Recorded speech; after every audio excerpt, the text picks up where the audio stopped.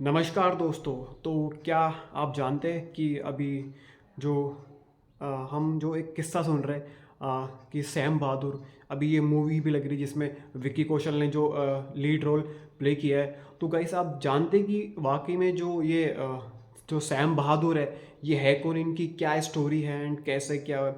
तो गाइस हम आज इसी के ऊपर हमारा जो टॉपिक है, इसी के ऊपर हमारा आज हम वीडियो लेके आए कि द रियल सैम बहादुर। क्योंकि मूवी तो सबने देखी है, लाइक किसी ने देखी होगी या किसी ने नहीं देखी, बट हमारा आज का जो वीडियो जो लाने का जो मोटिव है वो है कि हम की जो लाइफ स्टोरी है, जो हम बोलते हैं कि रियल सैम बहादुर, तो उसके ऊपर गाइस आज का हमारा वीडियो है।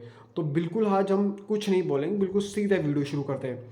तो गाइस जो रियल जो सैम बहादुर है, क्या आपको पता है उनका नाम सैम बहादुर नहीं, उनका नाम है सैम मानेकशॉ। ये कुछ उन्होंने ऐसे कारनामे किए थे जिसकी वजह से उनका नाम सैम बहादुर रखा गया था। तो गाइस चलिए इसी के साथ हम शुरू करते हैं। थोड़ा सा हम पीछे चलते, जब सैम मानेकशॉ, जो हम सैम बहादुर के नाम से हम जिनको जानते हैं, जब सैम मानेकशॉ का जो बर्थ है वो अमृतसर में हुआ था 1914 के अंदर। उनके जो फादर थे वो एक प्रोफेशन से डॉक्टर थे।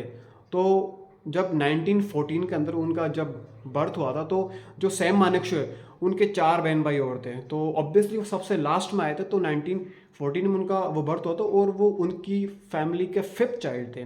क्योंकि जो उनके जो फादर थे ऑब्वियसली एक पेशे से एक डॉक्टर थे, उनकी मदर वो हाउसवाइफ थी।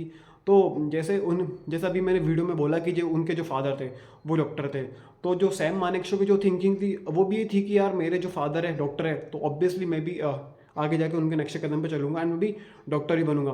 तो इसी के तो इसी में ये होता है कि जब 15-16 ईयर में जब सैम मानेकशॉ है, जब अपनी जो स्कूलिंग कंप्लीट वो कर लेते, तब वो अपने फादर के सामने एक डिमांड रखते। लाइक डिमांड ये थी कि मुझे लाइक डॉक्टर की वो पढ़ाई वो करने के लिए मुझे लंदन जाना है। बट उनके जो फादर है वो बिल्कुल उनको क्लियरली मुंह पे मना कर देते कि नहीं, ये पॉसिबल नहीं है। इसका एक रीज़न ये था कि क्योंकि उसके जो सैम मानेकशॉ के जो दो भाई थे वो ऑलरेडी लंदन में वो डॉक्टर की स्टडी वो कर रहे थे।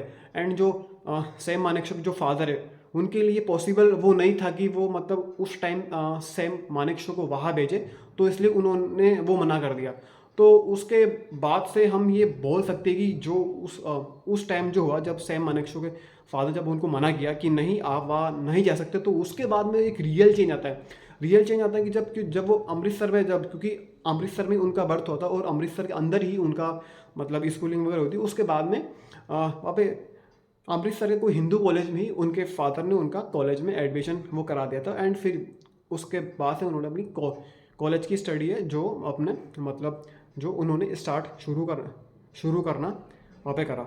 उसके बाद में क्या होता है कि फिर हम जब बोलते हैं ना कि किसी इंसान का जन्म किसी एक मकसद के लिए होता है, तो गैस यही वो टाइम था कि जो सैम मानेकशॉ है उनका जो जन्म है वो ऑब्वियसली मतलब हमारी जो इंडियन आर्मी को सर्व करने के लिए हुआ था।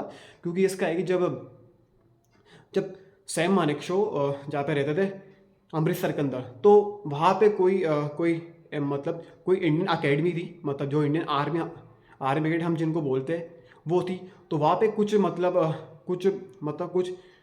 बटालियन के वहाँ पे जो बोलते हैं कि वहाँ पे एक अकेडमी थी वो स्टैब्लिश करी गई थी। एंड वहाँ पे डिमांड थी कि हमको सोल्जर्स चाहिए।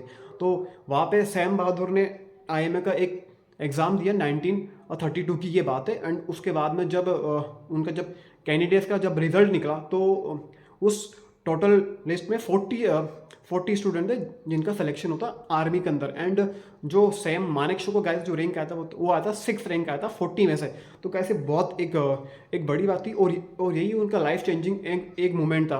क्योंकि जब सैम मानेकशॉ को जब आर्मी में जब वो आए, एंड उसके बाद में वो कई सारे उन्होंने ऐसे बड़े बड़े कारनामे किए जिनको दुनिया आज भी याद करती है। बट गाइस सबसे बड़ी दुख की बात ये है कि आज भी हम में से काफ़ी लोग इसका मतलब जो सैम मानेकशॉ जी, हम उनका नाम कहीं जानते ही नहीं। अगर हम में से 90% गाइस लोग ऐसे, अगर ये मूवी ना बनी होती था सैम बहादुर, तो आई डोंट थिंक कि हम में से कुछ लोग ही इसका नाम जान पाते या नहीं जान पाते। क्योंकि जब तक हमारे सामने कोई स्क्रिप्ट नहीं होगी, हमारे सामने कोई स्टोरी कोई ला के प्रेजेंट नहीं करेगा, तो आई डोंट थिंक कि हम में से कोई भी उस मतलब जो इतने महान इंसान है उनके बारे में कोई जान पाएगा। तो उसके बाद में जब वो इंडियन आर्मी में जब वो सेलेक्ट होते हैं, वो भर्ती होते हैं, एंड उसके बाद में गाइस वो एक हम बोल सकते हैं कि वो मतलब जब इंडियन आर्मी जब उनका सिलेक्शन होता है तो हम ये बोल सकते हैं वो एक बिल्कुल एक ट्रू वॉरियर थे, बिल्कुल जो सीना तान के चलने वाले थे। वो एक ऐसे आर्मी चीफ ऑफिसर थे जिनको फ़र्क नहीं पड़ता था कि यार सामने किससे वॉर हो रहा है एंड किससे नहीं हो रहा। उनका ये था कि मैं अपने देश के और प्रति में कुछ भी करने को तैयार हूँ, मुझे नहीं फ़र्क पड़ता कि सामने कौन है, मुझे नहीं फ़र्क पड़ता कि मुझे किसी का ऑर्डर फॉलो करने की ज़रूरत नहीं, मैं वही करूँगा जो सिचुएशन के अकॉर्डिंग ठीक रहेगा।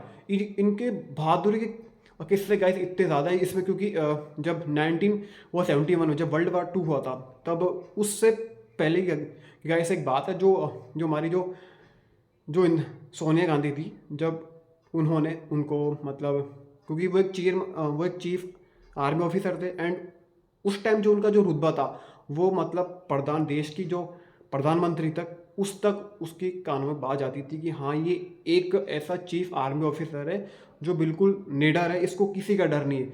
जब ये 1971 का जब वार हुआ था तो उस समय हमारे देश के जो प्रधानमंत्री थे उन्होंने उनको एक मीटिंग में बुलाया, एंड मीटिंग में वो बुलाने के बाद उन्होंने ये बोला कि जो पाकिस्तान पे क्या हम अभी मतलब उन्होंने उनको एक ऑर्डर दिया कि अभी मतलब 1971 का टाइम था कि पाकिस्तान में बहुत सारा वो हो रहा, तो क्या हम इस टाइम पाकिस्तान पे क्या हुआ मतलब अटैक कर सकते हैं, वार कर सकते हैं। तो जो सैम मानेकशॉ जी है, तो उन्होंने उनका साफ क्लियर जवाब दिया कि नहीं, मैं इस टाइम में अपनी जो आर्मी ऑफिसर है मैं उनको इसमें नहीं मतलब वॉर के लिए मैं नहीं भेजूंगा। फिर उसके बाद में जो हमारे देश के जो प्रधानमंत्री थे उससे पहले कुछ बोल पाते, तब फिर सैम मानेकशॉ जी ने इसका एक रीज़न देना स्टार्ट किया, क्योंकि तब अप्रैल मई का टाइम था। एंड जो सैम मानेकशॉ का जो रीज़न था वो ये था कि आप मेरी बात समझिए, क्योंकि अप्रैल मई के अंदर हमारे जो हिंदुस्तान यहाँ पे बारिश का मतलब माहौल होता है, एंड हो सकता है कि अगर मैं पूरी आर्मी लेकर पाकिस्तान पर अगर अटैक के लिए वो चल जाऊँ तो हो सकता है कि हमारे हिंदुस्तान में कुछ फ्लड वगैरह आ जाए और हमको शायद उस टाइम आर्मी की ज़रूरत पड़े लोगों को बाहर से निकालने के लिए। एंड गाइस उसका तो उन्होंने एक सेकंड रीज़न और भी दिया कि आपको पता है कि जो चाइना है हमारे जस्ट पीछे बैठा है, तो हो सकता है कि अगर मैं पूरी अपनी जो इंडियन आर्मी अगर उनको मैं वहाँ लेके जाऊँ तो हो सकता है कि जो चाइना है पीछे से अटैक कर दे, तो ये शायद देश के लिए उस टाइम में कोई राइट डिसीजन नहीं था। एंड ये बात सुनने के बाद हमारे जो देश के जो प्रधानमंत्री थी वो भी बिल्कुल हक्का बक्का रही, बोले कि हाँ कि आपकी ये बात बिल्कुल सही है, एंड मैं आपसे इस बात से मैं एग्री वो करती हूँ। एंड उसके बाद में जब वो ख़त्म हुई, उसके बाद में जो हमारे देश के जो प्रधानमंत्री जी थी उन्होंने सबको बाहर भेज दिया, बस जो सैम मानेकशॉ जी उनको रुकने के लिए बाहर। जब उनको रुकने के लिए बोला तब उन्होंने बिल्कुल एक अच्छे से एक डिस्कस किया कि आपकी बात बिल्कुल सही है, मैं अभी आपको ऐसा नहीं बोलूँगी, लेकिन क्या हम कुछ टाइम बाद में उस पर अटैक वो कर सकते हैं। तो उन्होंने बोला कि प्रधानमंत्री जी आप है, आपका डिसीजन मैं हमेशा मानूंगा, लेकिन इस टाइम मैं आपको ये श्योरिटी नहीं दे सकता कि हमको कब वार करना है कब नहीं, लेकिन अभी हम कुछ नहीं करेंगे। तो गैस ये बात होती है, एंड इस बात के 6-7 महीने बाद फिर जो हमारे जो देश के जो प्रधानमंत्री फिर मानेकशॉ जी को मीटिंग में बुलाती हैं, एंड उस टाइम उनको बोलती क्या हम अभी पाकिस्तान पे वार कर सकते हैं। तो जब सैम मानेकशॉ का जो रिप्लाई था वो सीधा ये था कि बिल्कुल मैम आई एम रेडी, मतलब उस टाइम जो इंडिया है पाकिस्तान पे वॉर करने के लिए तैयार था। एंड 1971 के बारे में जो हुआ कहीं वो सबको पता है। तो 1971 के बारे में जो हुआ तो जो मानेकशॉ जी है, हम जो सैम बहादुर के नाम से जानते हैं, तो उनका एक बहुत बड़ा रोल था, क्योंकि उनकी जो स्ट्रेटेजी, उनकी जो प्लानिंग, उनका जो मैनेजमेंट था guys, it's a brilliant one. उन्होंने काफ़ी कुछ किया। एंड उसके बाद में मतलब एक मैं थोड़ा पीछे आना चाहूँगा, क्योंकि हम बोल रहे कि वो ट्रू वॉरियर थे वगैरह। तो गाइस हमारा जब देश जब आज़ाद हुआ था उसके पहले 1942 की बात है, मतलब एक जो चाइना वगैरह और इंडिया में मतलब एक कोई वार हुआ था।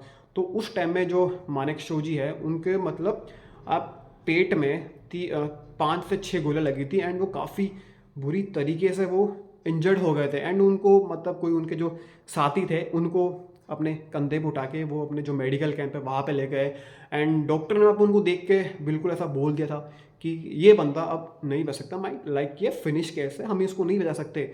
बट वहाँ के उनके जो एक और मतलब उनके जो साथी थे सिपोही शेर सिंह, वो उनको फिर वो डॉक्टर से मतलब वो विनती करते हैं कि नहीं डॉक्टर प्लीज़ आप उसको वो बचाइए। बट इतनी ही देर में सेम जो मानेकशॉ जी उनको होश आता है एंड वो बोलते हैं कि आई एम ओके। एंड ये जवाब सुन के जो वहाँ पर डॉक्टर जो खड़ा होता है गाइस, वो भी एकदम शॉक हो जाते हैं कि हाउ कि इस बंदे को इतनी गोली लगी एंड उसके बाद में ये बोल रहा है ओके, तो इसको बचाना पड़ेगा। एंड उसका जो ट्रीटमेंट होता है एंड उसके बाद वो बिल्कुल फिर से ठीक हो जाता है। एंड इन्हीं बहादुरी के लिए उनको जो पद्म जो विभूषण अवार्ड है गाइस वो दिया जाता है एंड एक क्रॉस मिलिट्री का अवार्ड है वो दिया जाता है। इनको ऐसे काफ़ी सारे अवार्ड मिलते हैं। बट गाइस सबसे दुखद बात ये है कि जब एक हमारा जो देश का जो रियल हीरो है उन्होंने देश के लिए इतना कुछ किया, आप मानोगे नहीं कि जब जब तक वो जिंदा रहे तब तो उनको मतलब जो गवर्नमेंट की तरफ से जो फैसिलिटीज़ जो प्रोवाइड होनी चाहिए थी, लाइक मतलब एक जो मतलब जो गवर्नमेंट हाउस होता है खुद की वो कार्स एंड एक ऑफिस गाइस, उसको ऐसा कुछ भी नहीं दिया गया था। एंड इससे भी मजे की बात थी कि मतलब इन सबको कुछ उसको नहीं दिया गया एंड उसके बाद में उन जब तक वो जिंदा थे उन्होंने गाइस इसकी कोई भी कंप्लेन नहीं की, क्योंकि उनका ये मानना था कि मेरा जो जीवन है मैं पूरा देश के लिए वो समर्पित वो करता, तो मुझे ये कार वगैरह गवर्नमेंट हाउस मुझे ये कुछ भी नहीं चाहिए। बट उसके मतलब उन्होंने ये पूरा साफ अब बोला था कि मुझे ये सब चीज़ों की ज़रूरत नहीं है, मुझे जितना मिल रहा है मैं उतने में खुश हूँ। बट जब हमारे देश के जो फिर बाद में जो 2008 का जो प्रधानमंत्री डॉक्टर APJ अब्दुल कलाम, उन्होंने गाइस उनकी 30 साल की जो सर्विस थी उसके बाद में उनको मतलब 1.3 करोड़ रुपए का उनको चेक दिया था कि आपकी क्योंकि उन्होंने ये बोला था कि 1.3 करोड़ चेक पे आप ये डिज़र्व वो करते हो। लेकिन गाइस जब ये चेक दिया गया, अब जब तक वो चेक बैंक से क्लियर होता तब तक गाइस जो सैम मानेकशॉ जी है वो अपने 27 जून 2008 में उनको निमोनिया की एक बीमारी थी, तो उसके चलते उनका मतलब जो है डेथ हो गई थी, मतलब उनका निधन हो गया था। तो गाइस ये थी पूरी एक स्टोरी जो हम बोलते कि द सैम बहादुर। तो गाइस यही एक रीज़न है कि उनका नाम जो है सैम मानेकशॉ की जगह सैम बहादुर पड़ा, क्योंकि he is a true warrior. वो तो बिल्कुल एक ट्रू वॉरियर थे, वो बिल्कुल लीडर थे। एंड उनका जो पूरा जो जीवन था उन्होंने पूरा अपना देश को वो समर्पित किया। एंड गाइस अगर आपको वीडियो अच्छा लगा प्लीज़ वीडियो को लाइक करें एंड एक सल्यूट हमारे हीरो के लिए गाइस बिल्कुल बनता है। जय हिंद गाइस।